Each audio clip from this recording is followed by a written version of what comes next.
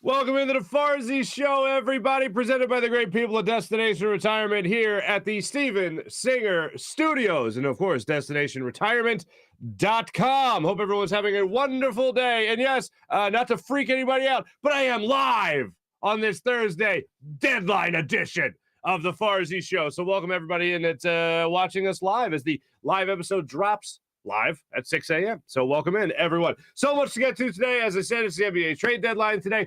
3 p.m. Eastern time, we will know whether or not Ben Simmons is going to be a Sixer for the remainder of the season, at least on paper, certainly not on the court, and whether or not James Harden will actually come to Philadelphia via the Brooklyn Nets. Also, we got some Albert Breer news talking about possibly Russell Wilson coming to Philadelphia. In case you missed it, Albert Breer was asked where he saw Russell Wilson going. He said he sees him being traded. If I had to guess, it would be Philadelphia.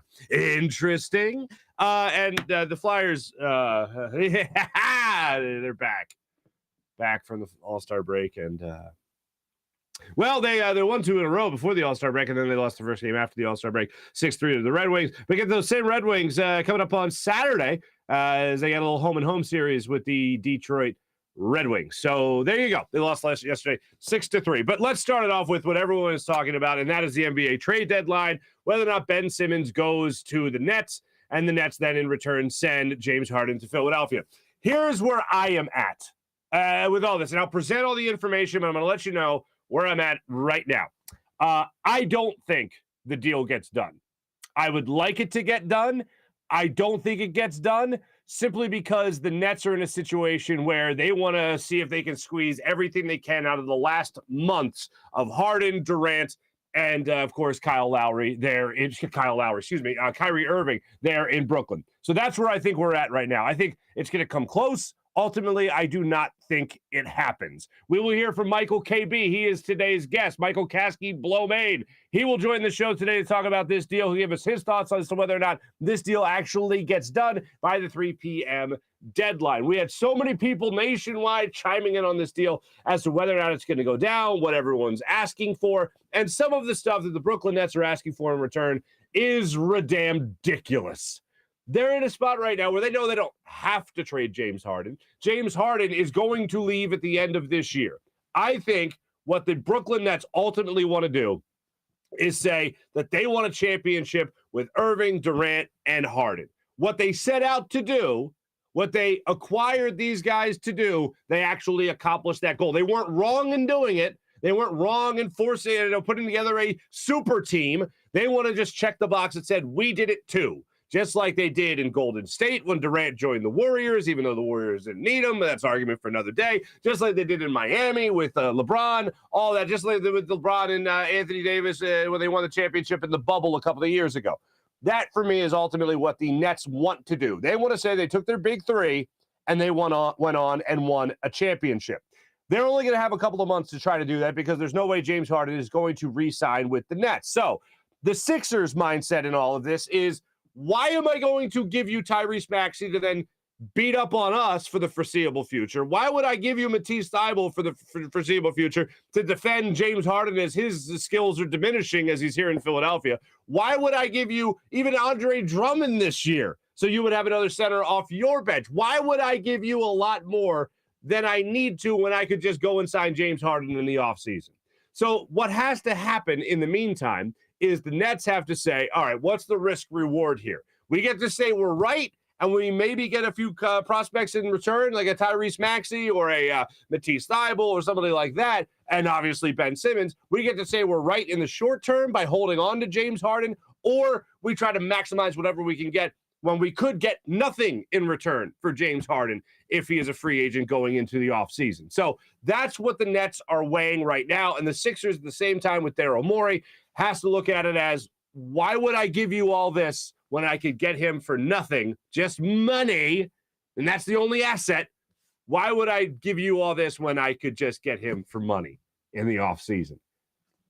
Now, the rub lies in this. You don't want to waste the rest of this season with Joel Embiid playing at the level that he is playing at. So if you have the opportunity to still get James Harden for Seth Curry, for Ben Simmons, obviously, maybe a first-round pick, then you got to pull the trigger on that deal. If I'm the Sixers, that's where I'm at. That's where my cards are in. That's where my chips are in the middle of the table. All right, you want to make a deal? You want to make sure you get something in return? Well, here, you're definitely getting Ben Simmons. So there's something great. Somebody that actually plays defense. So there you go. You're getting Ben Simmons. You're getting Seth Curry, another shooter. All right, good. And you're also getting a first-round pick. That's where I would go if I'm the Sixers. And if I'm the Nets, I'm looking at that going, that's a pretty good deal. That's a pretty good deal right there. Let me take that because I already know James Harden is going to join the Sixers anyway. Why not get Ben Simmons in return at the very least? And then in a couple of weeks, he gets himself into official game shape. He comes out there and he joins your team, and you're good to go from that point on. You're going to get nothing, Nets. The Nets don't hold the cards here. The only thing that would make them hold on to James Harden here, and it's a big thing, unfortunately, in the NBA, but in the Sixers' case, it's a good thing, ego. Being able to say, you formed another super team that won an NBA title. That's what Sean Marks is actually thinking right now as the GM of the Brooklyn Nets. I could actually say I was right. Look at what we did. This is so great. Ego. One of my favorite lines in any movie ever was Devil's Advocate, and it's Al Pacino saying at the end of the movie, vanity, my favorite sin. That's what is going to have to play into the Sixers' favor today by 3 p.m. is the Brooklyn Nets actually have to say to themselves, we're going to give up on ego. And we're just going to trade James Harden because we know we can finally get something in. We know we can actually get something in return as opposed to just letting him walk in free agency. So there's the rub. There's where you have to balance, ladies and gentlemen. That's where we are right now. So let's follow what the good people were saying yesterday. Well, let's start it off actually with a couple of weeks ago. Our friend Michael Kasky-Blomain, who will join us momentarily, he put this out on the old interweb the other day. Sixers not going to include Tyrese Maxey in any potential deals with the Nets for James Harden prior to the deadline, per a league source. That's what he put it out there a while ago, actually. They see back there on February 4th. So I'm for that. I don't want to include Tyrese Maxey in that either. Then this laugher of a deal came up. This one's from Jordan Schultz. League sources, and this is obviously yesterday. League sources, Nets have asked the Sixers for both Tyrese Maxey and Matisse Thybulle to be included in a potential James Harden deal for Ben Simmons. Brooklyn also has tangible interest in sharp-shooting guard Seth Curry, a career 44% shooter from 3. All right. No. This is laughable. That is the Nets asking for the world in return for James Harden. And that ain't happening. That is you-know-what crazy. If you're the Sixers, you're just like, okay, that's cute, not happening. No, what else you got? Because here, you could get nothing and try to win a championship with Kyrie Irving playing half the time, Kevin Durant banged up, James Harden with his hurt hamstring. He doesn't want to play there. So you go ahead and try to win that and get nothing. You lose. Nothing in the offseason, sir. Good day to you. Or you could take Ben Simmons. Yeah, there you go. You could take a first-round pick. Okay, all right, fine. And you could take that Seth Curry guy that you like so much. And Doc has to part ways with his son-in-law. But it's not the first time Seth Curry has been traded or signed with another team or anything like that. So I'm sure he'll get over it rather quick. This is a business. Plus, Seth Curry is not the worst thing in the world to go play next to Kevin Durant. So have a good time. That's the deal. That's if I'm the Sixers, that's what I'm putting on the table. And you might not even need that first round pick. The money matches up. I mean, the first round pick doesn't affect money anyway.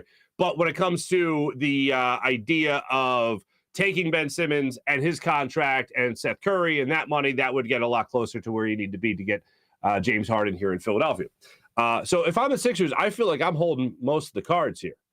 I feel like I even got aces up my sleeve if I really need it. Now, there was one deal that also made me feel just weird.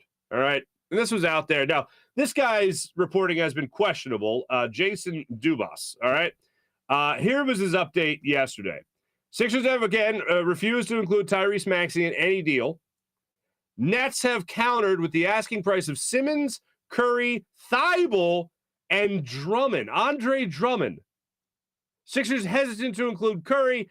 Any deal would likely send Patty Mills to Philadelphia with Harden as well. And I actually like that. I like Patty Mills a lot, and I'd like to see him come to Philadelphia. 43% three-point shooter this year and actually averaging over 13 points a game, and he's about to set a career high in starts, if you can believe it, running the point guard position out there with Kyrie Irving missing a lot of time in Brooklyn. The weird thing with Andre Drummond being involved in any deal, it kind of makes me feel weird, and I would never let him hold us up in a deal to get James Harden. So don't read me the wrong way. Don't misinterpret what I'm saying. But the Sixers are terrible at rebounding. They're 30th in the NBA in rebounding right now, and Andre Drummond is averaging 8.8 rebounds per game in only like 18 minutes played. That's insanely good. It's Joel Embiid on the Sixers is averaging like 10.9 rebounds per game in 33 plus minutes per game. And then it's Andre Drummond with 8.8 rebounds per game playing 18 minutes. Like, this team sucks at rebounding. Without Ben Simmons, this team has been terrible at rebounding. Andre Drummond has been great coming off the bench. Now, you can still get somebody else to be your backup center, okay? So let's not fret over that. But I'm just saying, he has been working out rather well for the Sixers this year. So I kind of am hesitant on that. And I also think that deal would be crazy. That's another thing you're looking at, even without giving up Tyrese Maxey on top of everything. That's still a crazy deal that I think the Nets would be just gouging the Sixers however they could gouge them in moving on from James Harden. So I don't think that deal is happening. I think when this deal, if it does get done, and I still don't think it does, but if it does get done, I think what the Sixers are going to do is ultimately put a deal on the table with Simmons and Curry and maybe a first-round pick as well to try to get in return James Harden. I think that's the most likely scenario. If it does happen, that's the most likely way that it actually goes down. Now, Brian Windhorst of ESPN, and everything he says I take with a grain of salt because he is in Simmons' camp, essentially. Very closely associated with Clutch Sports, with Rich Paul, and we all know the deal there. So here is Wendy yesterday talking about how close we're actually getting to a deal when he was on with Mike Greenberg yesterday. Take a listen to this. Is that they are in the deal zone right now. And so I am leaning towards this probably happening. I don't want to guarantee it or anything, but I think we're headed in that direction. Anything that he says, like I said, I take with a grain of salt because of how closely associated it is with Clutch Sports. He is the one really pushing it through, saying that this deal is going to get done. He doesn't want to guarantee it. And whenever somebody says, I don't want to guarantee it, it lets you know that they're pretty close to guaranteeing it. They're in the deal zone, apparently.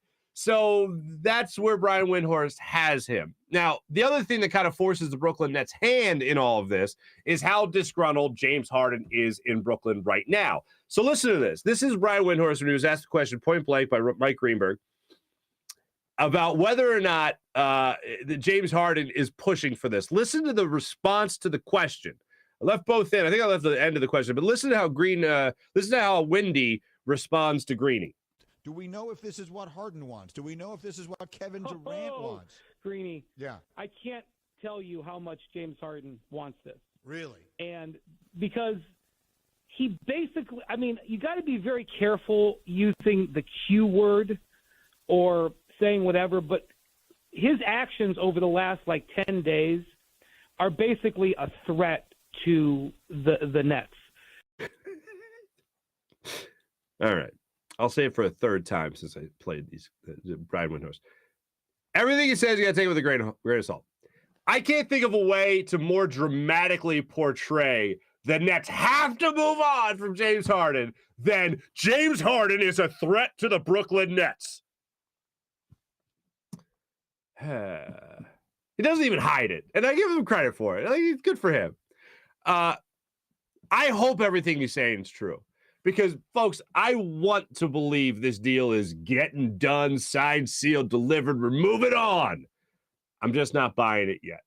I don't think it's impossible by any means, but if you're asking me, pick a side here, I'm 60% it doesn't get done, 40% it does get done. And I'm really rooting for that 40% as the day goes on today that we get closer and closer to 100% and James Harden's a member of the Sixers. I need to see that. And plus, here's the other thing that we get to figure out here. If James Harden comes here and you get the rest of the season with him, it's a nice trial run to see how he plays with Joel Embiid. And I think he's going to play great with Joel Embiid. The one big question mark I have is that James Harden's so good, so great at the pick and roll offense, and you don't really run a lot of that with Joel Embiid. Maybe you will start to incorporate it. I doubt it. But that's the one question mark I have in how that actually works together. But Joel Embiid gets the ball down on the block, kicking it out to James Harden, open for a three. Yeah, that's what I want to see. That is what I want to see. But I hope as this day goes on that we look at it and we see James Harden more likely becoming a member of the Philadelphia 76ers. So we'll cross our fingers and see if that actually happens. But you get a nice little trial run, because if it doesn't bear any fruit, if you still get bounced down the second round of the playoffs and your offense looks terrible and James Harden's not shooting well and he's unhappy playing with Joel Embiid and he loves Daryl Morey and other members of the front office, but he doesn't really like Joel Embiid, you get a nice little trial run before you would sign him to a mega kajunga huge contract for a currently 32-year-old guard, 33 of this offseason in August. So that's what you would get, a nice little snapshot, nice little freeze frame of what you would have for the foreseeable future with Joel Embiid and James Harden playing together. So that's also a nice little incentive for the Sixers to try to get this deal done now. Although I think either way, Daryl Morey is going to be looking at James Harden saying, let me get this deal done. Even if it's not this year, it's in the offseason. So that'll be interesting as well. Michael Kasky-Blowman's coming up in just a second. He'll be joining us momentarily to talk all things 76ers and all things about the NBA trade deadline. Mally, I'm not wearing a short sleeve button down shirt or button up, as you so eloquently stated. I don't believe in the short sleeves. I only roll the sleeves. I don't know why. I feel extremely comfortable with the sleeves rolled and the buttons unbuttoned. However, the short sleeve shirt with the buttons unbuttoned, it's like, why are you even wearing a shirt today? Like, what are you even doing today? So that's, I can't do the short sleeves. I look down upon the short sleeves. I'll be honest. Just being honest here. Let me tell you, you want honesty? Go see my friend Mike Seibert, ladies and gentlemen. How about this? Mike Seibert of DestinationRetirement.com is a financial advisor for Eagle fans only. You heard that right. Mike Seibert, RICP, his firm, Destination Retirement, LLC. DestinationRetirement.com is a full-service planning firm and an affiliate of 1847 Financial. Let him create a written financial plan for your accumulation years as well as your distribution years. With pensions few and far between, you're on your own when you retire with only a 401k or an IRA. So let Mike help you, the Eagles fan, turn your assets into an efficient income stream that you can't outlive. Mike Seibert is here to put a plan in place to help you retire. And if you're already in retirement, let Mike help you alleviate people's biggest fear, which is running out of money. Come on, Eagles fans, with stock market volatility and taxes probably going up, you need someone as your financial head coach with the experience to tackle these obstacles. With over 30 years of experience in the financial game, Mike Seibert is a seasoned veteran who is committed to helping Eagles fans get to and through retirement. You can reach Mike at 484-275-6035. That's 484-275-6035, or visit DestinationRetirement.com. That's DestinationRetirement.com. Click on Find Out at the top of the page and fill out the questionnaire to see how prepared you are for retirement. Mike will get back to you and talk about how he can help. And as always, remember, go Birds. Monday, folks, is Valentine's Day. And I hope you hit up my friend Steven Singer of Steven Singer Jewelers. He's got the perfect gift. It's in demand this Valentine's Day, and it's just $59. The beautiful gold dip rose from Steven Singer Jewelers. Check this out. The Emerald City gold dip rose, dipped in 24-karat gold, sparkling with deep green petals. Magical Emerald City rose will absolutely take her breath away. So get it today at Steven Singer Jewelers, the other corner of 8th and Walnut, right on Jewelers Row in Philadelphia. Over 40 years, Steven's been in the love business, so get yours before they're gone. Exclusively and only available at Steven Singer Jewelers. It's the #1 gift this Valentine's Day. Steven's gold dip roses start again just at $59 with a lifetime guarantee. Fast and free shipping and time to arrive for Valentine's Day. Real jewelers, real roses for the real love of your life. Steven Singer Jewelers, one place, one price, the perfect price every single day, whether it's Valentine's Day or not. Steven Singer Jewelers, that's IHateStevenSinger.com. Let me tell you, coming up in a second, our friend Michael Kasky-Blowman is going to join us. He's going to join us on the Rothman Orthopaedics guest line. And remember, folks, when you have an orthopedic issue, you need a physician who eats, sleeps, and breathes orthopedics. you need an exceptionally specialized Rothman Orthopaedics physician. They not only specialize in orthopedics, but each of their physicians only focuses in on one area of the body, which means you can have the confidence to get past the pain and be what you were. Visit them in one of their 30-plus locations in Pennsylvania and New Jersey, including 4 orthopedic-only urgent cares. Learn more at RothmanOrtho.com. That's RothmanOrtho.com. Got a little game on the weekend called the Super Bowl. Might want to get in on some of that action. Got the Sixers back in action, hopefully with a different look team on Friday. Get in the action with WinView, the only game where fans can take on other fans and end the debate once and for all. Who is the biggest sports fan? If you have those friends and family members who think they know everything about sports, play them in a WinView contest. See if they can walk the walk as well as they talk the talk.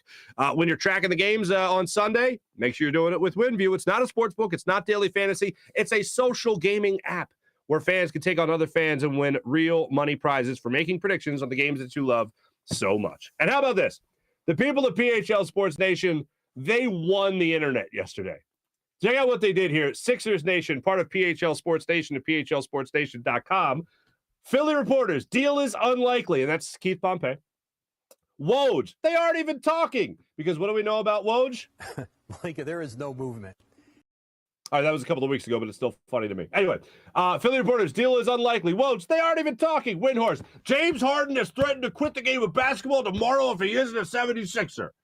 Congratulations, PHL Sports Station, Philadelphia Sports Station. You won Twitter yesterday, enhancing our Philadelphia sports fan experience. So that is what is popping on the social media networks. Now, before we get to our friend Michael Kasky-Blomate, let me get a couple of comments here with a chat check, ladies and gentlemen. Kevin saying good morning. Good morning, Kevin. Sean, good morning. Michael Fuji, what's up there, Michael? Happy Thursday. Happy Friday Eve to you as well. Mally, what's going on? One Guapo, what's up, Guapo? Mr. Soft to be gone today? That is the real question. I hope so. I'd love to move on with this. Today is the day, hopefully, if I could. Would you? I agree. I'm waiting for Marc to live dangerously with the button up. We all know what's happening, Mally. I look down upon the short sleeve button up. I just look down. I look down upon it. For whatever reason, the only short sleeve button up that is, I feel, appropriate are the retro shirts. If you've seen these, like the 60s brand, like 60s era type of button up shirts that are short sleeve. Those are the only ones I find to be at all acceptable. Ethan.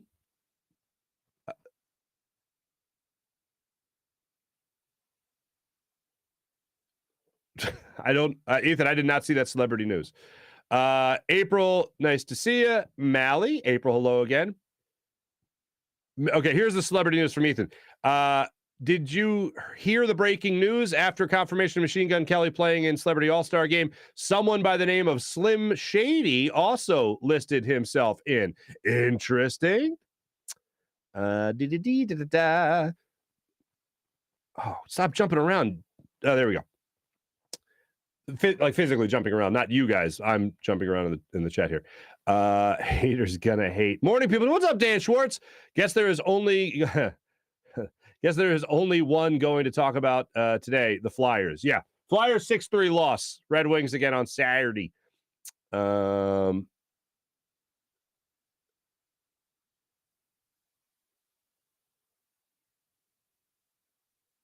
Okay.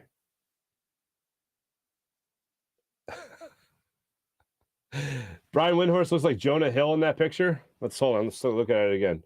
That they are in the deal. Now I need Jonah Hill to star in a biopic about Brian Windhorst. How did you become friends with LeBron? Well, I covered him when he was in high school. Wow, Jim. I love that. Happy Independence Day. Huh? Nice work. Dan Schwartz, I heard the Nets are willing to trade Harden, but not his beard. Interesting. April, short sleeve shirt is very strange to me. See, April, I agree. The short sleeve dress shirt is very strange to April. April, we're on the same page here. Sean, short sleeve on a dress shirt only work for Dwight Schrute from The Office or Mormons. I feel like that's a reference to Orgasmo. Sean. I just made my husband a Valentine's Day gift with a pile of candy and some energy drinks. Now that's love. That's love. Need those energy drinks, says Dan.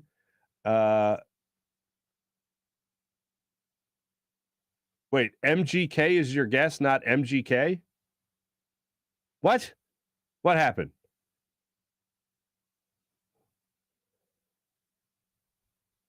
Anyway, hey, you want to hear something? I worked on the Sunday Night Crew for 11 years, and this will be the first Super Bowl they've done since the Steelers beat the Cardinals in Tampa. That's the first Super Bowl they've done without me. Single tier. The show must go on. But anyway, thanks everyone in the chat check for checking in. Hopefully Ben Simmons is no longer a Sixer by the time we talk tomorrow, folks. So hopefully that's the case. Jim saying you can't wear a shirt you can't wear a shirt sleeve dress shirt. You look like a manager at McDonald's. I think that's supposed to be you can't wear a short sleeve dress shirt. I agree with you. I think they're weird. Ladies and gentlemen, one of my favorite guests that we have on with some frequency is our next guest today. Who is our guest today, and that's Michael Kasky-Blomain of CBSSports.com. He helps us understand everything going on and gets you set for Deadline Thursday, 3 p.m. in the NBA, ladies and gentlemen. So without further ado, joining us on the Rothman Orthopaedics guest line is our good friend, Michael Kasky-Blomain.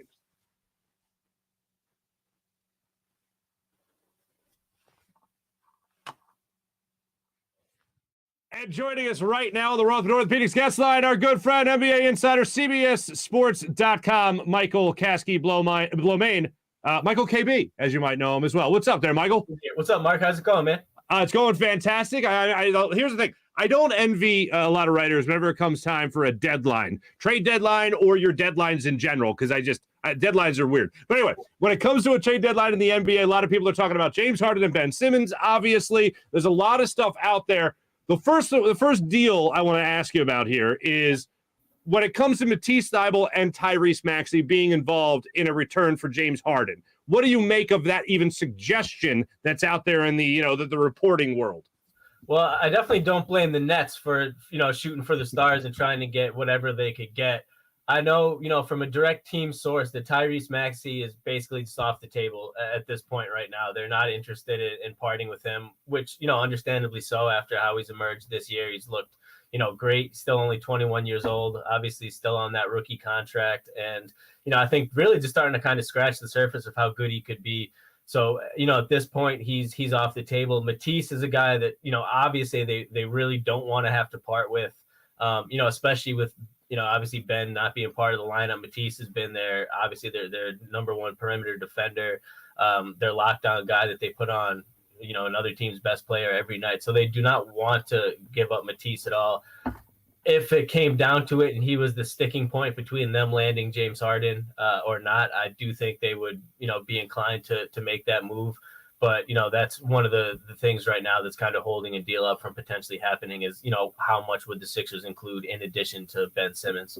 I'm not about to say that Andre Drummond is going to be a guy that's going to hold up any deal for James Harden, but the Sixers literally have no rebounding right now as it is. What do you make of him being thrown into the mix as well as some are reporting? Yeah, I was more surprised about the Nets potentially having interest in Andre Drummond. Not that they couldn't use him, but it just kind of, seemed like a random guy to throw in there.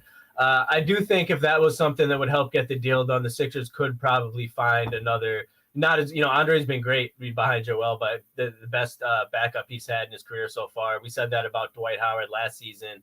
Andre's been even better in that role for the Sixers this season. So it would be a loss, but I think, either between the buyout market or another trade, if, that went through when Andre was gone, they could pick up, another big guy that could provide some of the same production. And obviously he's not the type of player that, would prevent a deal from happening if that is what Brooklyn actually wanted.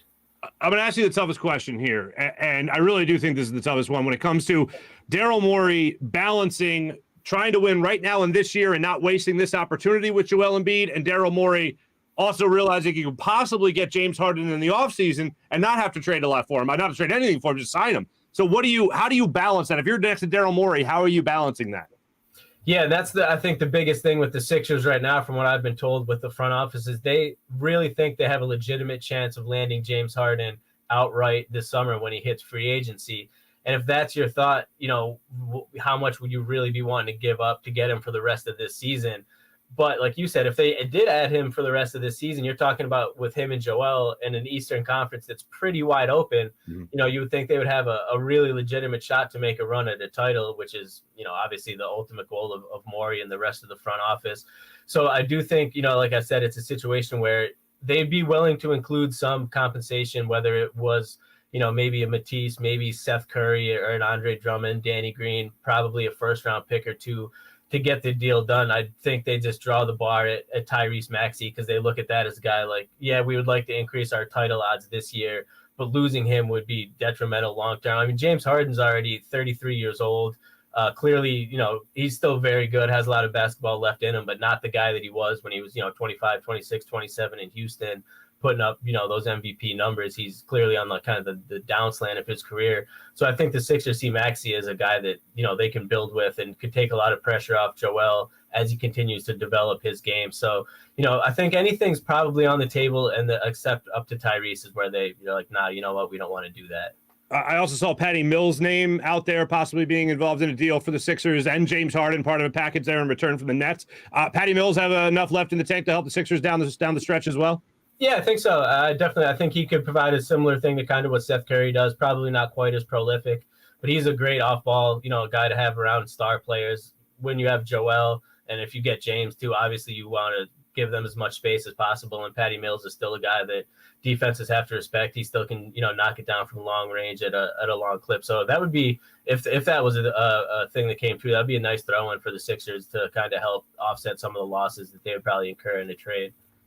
With the idea that you think you could get him in the offseason. Look, I know there's tampering and I know that all that other stuff exists, but like James Harden, I think knows Daryl Morey pretty well, and I think Daryl Morey knows James Harden pretty well. So the hunch that James Harden might be available in the offseason either way, I think is a good one to go on. So with that being said, if you're Daryl Morey and you want to get him right now, is Green and Simmons, do you think that's enough of a fair deal to get James Harden back? Would it be something along those lines? What do you think is the fair deal, realistic deal that would be on the table right now? I think that would be fair if you threw in some draft compensation along with it. Danny Green's a guy, a veteran guy that they could bring in, fill in immediately, would help them on the perimeter defensively where Brooklyn struggles, would help space the floor around, obviously, Durant and Kyrie and Ben if he's there. And then, the Nets obviously have the better player out of the two in Harden. So I think they would want, whether it's Philadelphia's first-round pick in the upcoming 2022 draft, a future compensation. But if it's a situation where the Nets decide they want to pull the trigger for fear of losing him for nothing outright over the offseason, which I think is a legit fear. He could have signed an extension with them last offseason. He decided not to. That kind of flew under the radar a little bit until obviously they hit these choppy waters, and now it's a big talking point. So I think where there's smoke, there's fire, and there really is a chance he leaves Brooklyn over the offseason. And at that point, why not maybe just get something back from him, like a young guy in Ben, a couple like a veteran and Danny, and some draft picks that you could either use or flip for, more help around those guys in another deal. Do you think this deal gets done by the deadline? Do you think James Harden will be traded for Ben Simmons by the deadline? I don't. It would be exciting, obviously, and fun, and it would add a whole level of intrigue for the rest of the season. But I just feel like there's too much to, the two sides have their own thoughts of why this might or shouldn't happen. I think the Nets think they still have a really legitimate shot to win the title this year once Durant gets back and is healthy and Harden's healthy and Kyrie's, even if he's still part-time. I think if they think they have those three, they have a shot. And the Sixers are looking at it like we said, like, hey, if we think we could land him in a few months, why are we going to give you A, B, and C instead of just waiting, keeping those guys and then adding him for nothing? I just think there's too much distance between those two viewpoints to settle by, tomorrow afternoon. Just a little off the wall here for a second. Why do the Sixers suck against zone defense? Why are they so terrible? Why is that going on? That's a great question, Mark. And my dad texted me the same thing after the game the other night. He's like, your young youth basketball teams knew how to beat a zone defense better than the Sixers. And, Doc Rivers has never really given a direct answer. Obviously, he was asked about it. And we saw it again last night in that Suns game. They threw a little zone. But, I don't know. It seems pretty fundamental, but there's something there that they struggle with for sure. I was beating that zone in CYO, Michael. I'm telling you. It's a guy on the foul line, two shooters. It's, it should be exactly. Exactly. Now, staying with the Sixers team for right now, Tyrese Maxey, how good can this guy be? What's the ceiling for a guy like Tyrese Maxey, you think? I think we're talking all-star, potentially a perennial all-star, Mark. If you look around the NBA, and he's already gotten so much better this season. He has pretty much everything you want in a point guard other than size. He's obviously not like super tall, but his shot has already improved drastically. His playmaking and decision-making has improved this season. Super quick, a great finisher around the rim. He's really proficient in the pick and roll, and he's getting better in that. He's good defensively. He's not great, but for his size, he puts in the effort. He has the quick footwork laterally. He can stay in front of guys. He doesn't give up on a play. Almost like Matisse, we see some plays where he gets beat and comes up with the block from behind. So I know the organization loves him. Everyone, in the front office and the coaching staff loves him. His teammates rave about him to us. Basically, after every game, every time someone's asked about him, they talk about how hard he works and how high his ceiling is. So to me, he's a guy that in a couple of years we could see making an all-star team, right alongside Joel. Michael Kasky-Blomain, CBSSports.com. I was reading your article a couple of weeks ago, deals that don't involve Ben Simmons, and the first name I saw that I liked was C.J. McCollum. Obviously, that's not happening. What's another deal that could be out there you see the Sixers making by the deadline to maybe get that other guard that Doc Rivers was talking about? Yeah, it's interesting. Maybe, a guy like Eric Gordon in Houston, he's not necessarily a point guard, but he's a veteran, and the Rockets are in rebuild mode. He could certainly come to Philly and get some points. Kemba Walker is potentially available in New York. I don't know what's happening with the Knicks, but he's on a very reasonable contract for only 2 years. Financially, something along maybe like Danny Green to bring Kemba Walker in and keep Matisse. There's definitely some things they could do. I think the buyout market will be something to keep an eye on. I know they have some interest internally about bringing Thaddeus Young back, to a throwback name from the old school Sixers. Wow. Currently with the Spurs, but if he's not traded by tomorrow, I think they're going to reach a buyout, and he's a guy that they could bring in to, add some depth to that team. So obviously the big thing is Simmons, but they have their feelers out for a lot of other things to kind of shore up around the roster that they already have now. Don't give me a long one on this. I know you got to run, so I just want to ask you this right out of the gate here, or not right out of the gate, right at the end of the gate. When it comes to Joel Embiid, how much can we buy into the idea of him being MVP of the league?